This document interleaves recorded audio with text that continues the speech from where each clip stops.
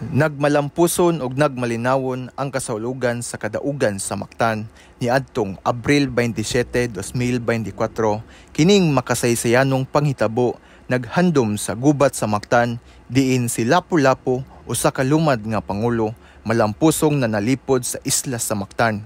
Batok sa mga pwersa ni Ferdinand Magellan niadtong Abril 27, 1521.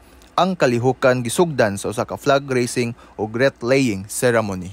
Ang mga kadagkuan, mga opisyal ug mga representante gikan sa nagkalainlaing sektor nihatag silang respeto pinaagi sa pagbutang og mga wreath agig pasidungog sa mga nangamatay nga bayani. Highlight usab sa maong kalihukan ang reenactment sa Battle of Mactan o kung sangka tali ni Dato Lapu-Lapu ug Ferdinand Magellan. Gitambungan kini mismo sa atong presidente Ferdinand Bongbong Marcos Jr. nga mauusab ang guest of honor and speaker. Atol siyang speech nagkanayon gisaulog ang maong kalihukan aron sa paghandom sa pagpakita sa kaisog sa mga Pilipino batok sa mga mananakop. Nandito tayo ngayon upang sariwain ang kabayanihang naganap mahigit 500 taong nakaraan.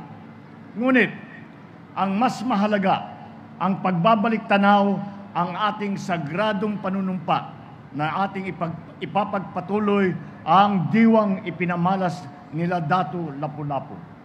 Mitambong usab ang atong BFP7 Regional Director nga si Chief Superintendent Roberto M. Hinave, DSC.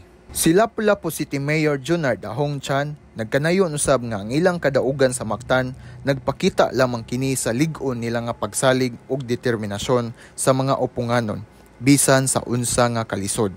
Their triumph at the Battle of Mactan epitomizes Opunganon's indomitable spirit and steadfast resolve in the face of adversity. Ubos sa pagpamuno ni Superintendent Tito P. Purgatorio, District Fire Marshal sa Lapu-Lapu City Fire District, nagpa-deploy sab kini og mga personnel para sa Fire Suppression o First Aid Service Team o FAST. Ang 503rd commemoration of the victory sa Mactan nagsilbi nga makapahinuklog nga pahinumdom sa kaisog nga gipakita ni Lapu-Lapu ug sa iyang mga maggugubat sa pagdepensa sa atong soberanya ug kagawasan.